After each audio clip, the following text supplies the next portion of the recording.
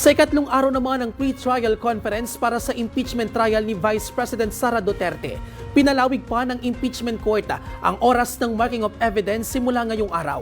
Hindi naman nagustuhan ng prosecution ang tila pagpapakalat ng maling impormasyon ng depensa. Si Earl Tobias sa detalye.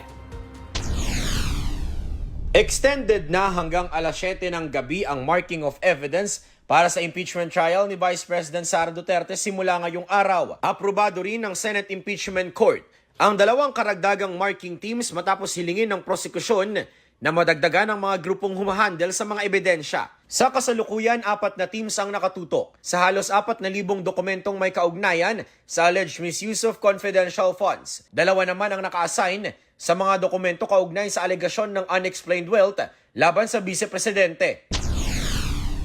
Serious efforts are being undertaken to make sure that there will be no delays. Pag nakita na by tomorrow, there's additional need for more adjustments just to make sure everything will be done this week, I'm sure that will be accommodated. Nanindigan naman ang kampo ni VP Sara na magkahiwalay nilang pamamarkahan ng mga dokumento na kapareho lamang din ng mga exhibits na inihain ng prosekusyon.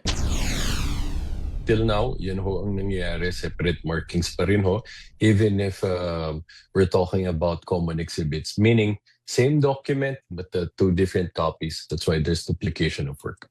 Sa gitna ng abalang markahan ng ebidensya, hindi nagustuhan ng prosekusyon ng anilay pinalulutang na kwento ng defense camp na panay private prosecutors lang ang nag-aasikaso sa marking of evidence.